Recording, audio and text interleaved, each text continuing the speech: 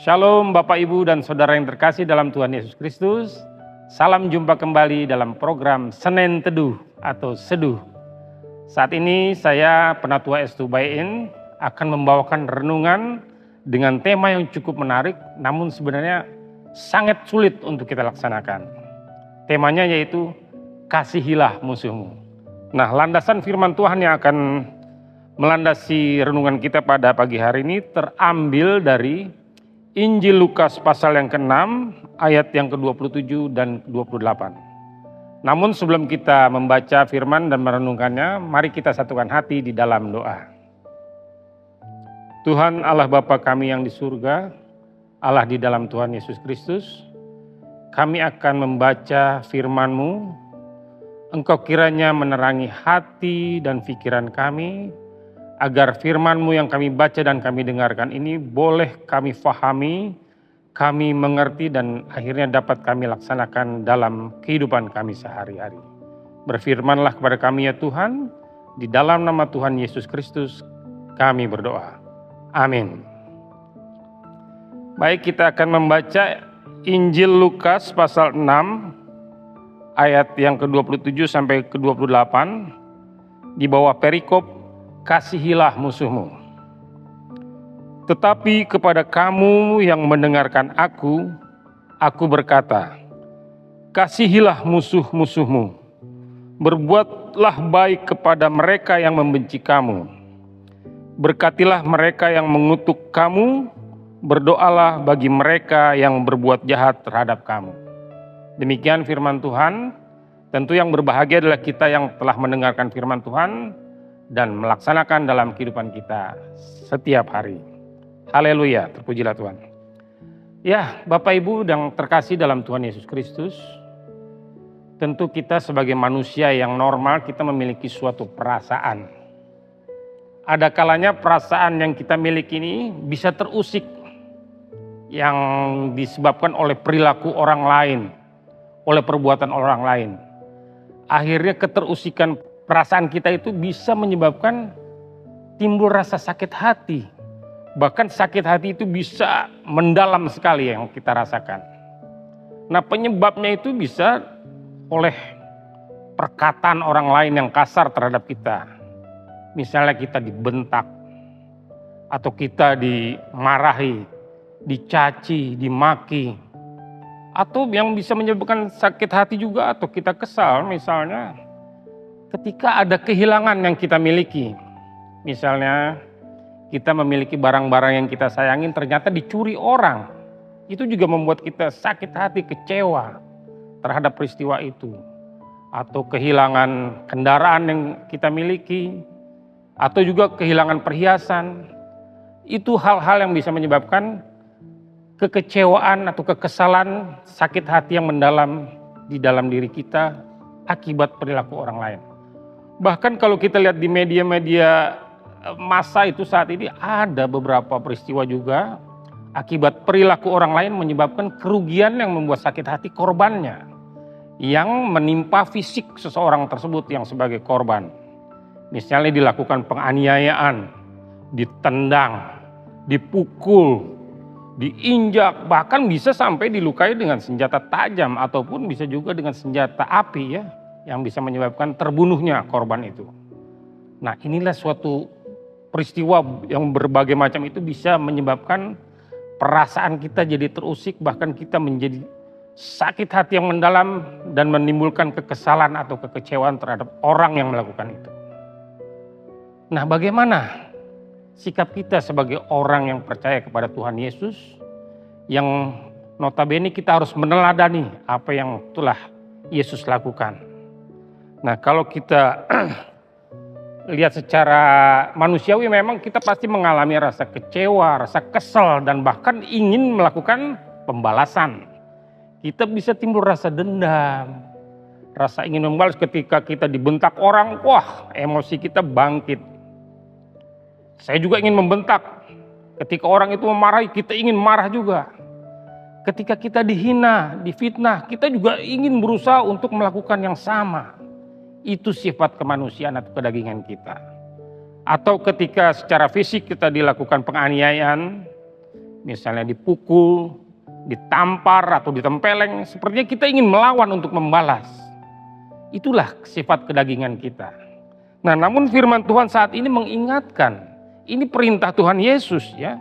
Dikatakan di dalam Lukas tadi, Lukas pasal 6 itu dikatakan, kasihilah musuh-musuhmu, berbuatlah baik kepada mereka yang membenci kamu. Kita nggak boleh membalas. Jadi kejahatan yang kita terima, janganlah kita balas dengan kejahatan juga. Tuhan Yesus mengharapkan kita tetap harus mengalir dalam diri kita itu kasih kepada orang yang menganiaya kita, kepada orang yang membenci kita, kepada orang yang menyakiti hati kita. Nah, kenapa kita harus mengasihi orang yang telah membuat kita sakit hati, membuat kita jadi menderita? Kenapa? Nah, ini kita lihat kembali, kalau kita lihat di Injil Matius ya, Matius pasal yang ke-5, ini jelas di sini tertulis di ayat yang ke-44, dikata 44 dan 45 ya. Kenapa kita harus mengasihi musuh kita? Ayat ke-44 dan 45 dikatakan, namun aku berkata kepadamu, kasihilah musuh-musuhmu dan berdoalah bagi mereka yang menganiaya kamu. Dengan demikian kamu menjadi anak-anak Bapamu yang di sorga. Sebab ia menerbitkan mataharinya bagi orang yang jahat maupun orang yang baik, dan menurunkan hujan bagi orang yang benar maupun orang yang tidak benar. Nah, ini jadi perintah Tuhan ini harus kita lakukan. Kalau kita lakukan berarti kita sudah menjadi anak-anak Bapa yang di surga, anak Allah Bapa yang di surga. Yesus membawa contoh atau memerintahkan kita harus berbuat seperti ini. Dia membawa karena perilaku di surga itu Allah Bapa itu penuh dengan kasih. Dia tidak memandang bulu. Siapapun yang ciptaan yang ada di dunia ini, di bumi ini, dia kasihi. Allah tetap memberikan panas melalui mataharinya bagi orang yang baik, orang yang jahat. Menurunkan hujan bagi orang yang benar maupun yang tidak benar. Ini harus diimplementasikan di dunia ini agar tercipta kedamaian seperti di surga. Di surga juga itu damai adanya. Tidak ada saling friksi, tidak ada permusuhan, semuanya damai adanya. Nah, Tuhan Yesus turun ke dunia ini untuk menciptakan agar dunia ini penuh dengan kedamaian. Nah, Bapak, Ibu, dan saudaraku yang terkasih dalam Tuhan Yesus Kristus, kadangkala secara manusiawi kita memang ada rasa kesal dan membuat kita jadi ingin membalas ya. Orang yang berlaku tidak menyenangkan hati kita. Nah, timbul rasa dendam, ingin membalas. Kalau di dunia itu ada prinsip darah ganti darah ya. Nyawa ganti nyawa, duit ganti duit. Itu duniawi, bahkan di dalam perfilman itu didokumentasikan ketika ada cerita-cerita seorang yang berlaku jahat kepada orang lain, misalnya dia berbuat jahat, menganiaya, atau bahkan sampai membunuh. Itu alur filmnya dibuat sedemikian rupa sampai si penjahat ini tertangkap dan harus dibalas. Misalnya dia harus dihajar, dipukul, bahkan harus mati ditembak juga, baru puas penontonnya. Nah, ini hal yang duniawi, beda dengan yang Yesus harapkan, yang Yesus ajarkan kepada kita sebagai orang pengikut Kristus. Tidak seperti itu. Yesus mengharapkan ketika kita mendapatkan suatu peristiwa penganiayaan secara mental maupun secara fisik, janganlah kita membalas dengan kejahatan juga. Balaslah kejahatan itu dengan kebaikan. Nah, karena soal pembalasan itu bukan haknya kita. Ada firman Tuhan yang mengatakan, kalau kita lihat di dalam kitab surat Roma pasal yang ke-12, itu didapatkan di ayat yang ke-19. Saya bacakan Roma 12 ayat ke-19. Saudara-saudaraku yang terkasih, janganlah kamu sendiri menuntut pembalasan, tetapi berilah tempat kepada murka Allah. Sebab ada tertulis, pembalasan itu adalah hakku. Akulah yang akan menuntut pembalasan, firman Tuhan. Nah, jadi jelas Bapak Ibu dan Saudara. Jangan coba-coba kita ketika mendapatkan perlakuan yang tidak mengenakan kita mencoba untuk melakukan pembalasan. Lebih bagus seperti yang Tuhan sarankan, buatlah atau balaslah kejahatan dengan kebaikan. Bahkan di dalam pesan firman Tuhan ini, perintah Tuhan, kita harus berdoa bagi orang yang menganiaya kita, yang membenci kita, yang mengutuk kita, yang istilahnya mencaci maki. Kita harus berdoa bagi mereka. Nah, kita coba untuk implementasikan firman Tuhan ini ketika kita mendapatkan peristiwa yang menyakitkan hati kita, kekecewaan ataupun secara fisik kita juga terluka. Marilah kita coba untuk belajar menahan diri. Jangan kita dikuasai oleh emosi kita, keegoisan kita untuk memuaskan dendam kita. Tapi ingatlah firman Tuhan, pembalasan adalah hak Tuhan. Biarkanlah Tuhan yang bekerja atas semuanya itu. Nah, hal ini juga mengingatkan kepada kita, ketika kita di luar kesadaran kita menyakiti hati orang lain, menyakiti secara fisik, misalnya ada maling yang ditangkap, kita hajar habis-habisan. Ingat, kita sudah berbuat kasar melukai orang itu. Kalau orang itu diam saja, jangan-jangan Tuhan yang akan bertindak terhadap orang-orang termasuk kita yang sudah melukai orang lain itu. Karena hal pembalasan itu adalah hak Tuhan. Jadi kita harus hati-hati dalam bertindak. Kalau kita sampai di luar kesadaran kita menyakiti perasaan orang, menyakiti fisik. Kalau orang itu diam saja, bahkan dia berdoa, jangan-jangan Tuhan yang membalas kita. Mudah-mudahan kita tidak berbuat seperti itu, dan kita harus belajar dari firman Tuhan. Kendalikan diri kita semua. Ingat firman Tuhan yang menuntun kita untuk hidup yang benar. Nah, jadi intinya Tuhan telah membawa ajaran dari surga ini ke dunia ini agar kita menuruti perintahnya. Karena seperti kita kalau mau masuki suatu negara, misalnya ke Jepang, ke Korea, ataupun ke Eropa, pasti ada syarat untuk masuk ke negara itu ya. Syaratnya apa? Harus ada paspor, harus ada visa. Begitu juga ketika kita akan masuk kerajaan Allah Bapa di surga, ada syaratnya. Syarat yang paling utama adalah kita harus percaya kepada Tuhan Yesus yang menjadi juru selamat kita, dan kita harus taat turut pada perintahnya. Nah, ini adalah salah satu perintahnya.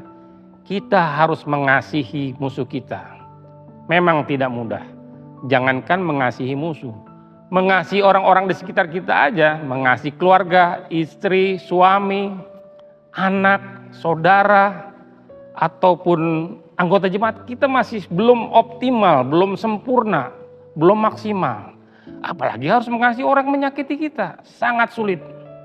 Tetapi firman Tuhan tidak dapat ditawar-tawar. Kita harus belajar, kita harus tetap mentaati apa yang sudah diperintahkan oleh Tuhan. Ketika kita mendapatkan luka hati karena perilaku orang lain, luka fisik karena perilaku orang lain, kita harus berdoa kepada orang yang berbuat itu, agar ia diberikan kesadaran bahwa dia telah berbuat yang tidak baik. Dan bila Roh Kudus telah bekerja kepada orang itu, ketika dia menyadari kesalahannya, semoga dia meminta maaf kepada kita, meminta ampun. Dan sikap kita sebaiknya kita harus bisa memaafkan, mengampuni. Karena kalau kita sudah memaafkan, yakinlah kita sudah bisa mengampuni orang yang bersalah kepada kita. Yakinlah ketika kita juga minta ampun sama Tuhan atas kesalahan dan dosa kita, pasti Tuhan mau mengampuni kita. Kalau kita lihat dalam firman Tuhan, Tuhan Yesus sendiri sudah memberikan contoh kepada kita bagaimana ia mengasihi musuh-musuhnya. Ketika Tuhan Yesus berada di atas kayu salib, sebelum Yesus menghembuskan napas terakhirnya, Tuhan Yesus berkata, "Ya Bapa, ampunilah mereka, karena mereka tidak tahu apa yang mereka perbuat." Di sini menunjukkan begitu kasihnya Yesus kepada orang-orang yang telah membencinya, menyalibkannya. Sebelumnya Yesus mengalami penghinaan, dicaci, dimaki, dicambuk, bahkan diseret dan dipukul, dan terakhirnya ditusuk lambungnya. Tapi tetap Yesus memiliki kasih kepada mereka yang telah melakukan semua itu. Ini tanda atau bukti teladan yang harus kita ikuti. Bahwa firman Tuhan atau perintah Tuhan, kita harus mengasihi orang yang membenci kita atau musuh kita. Jadi sekali lagi, sebelum kita memasuki kerajaan surga, kita harus mempunyai syarat. Syaratnya itu kita harus percaya kepada Tuhan Yesus dan harus turut perintahnya. Jadi firman Tuhan ini merupakan perintah untuk tetap mengasihi orang yang membenci kita, orang yang memusuhi kita. Lakukanlah itu dengan kita memohon kepada Roh Kudus di dalam doa agar kita dimampukan untuk melaksanakan perintah Tuhan ini. Inilah inti dari firman Tuhan pada hari ini. Semoga bisa kita laksanakan dalam kehidupan kita sehari-hari dengan memohon bimbingan dan tuntunan dari Roh Kudus. Tuhan memberkati kita semua. Amin. Baik, sampai di sini saja renungan kita dan sampai jumpa kembali di episode berikutnya dalam program Senin Teduh. Shalom.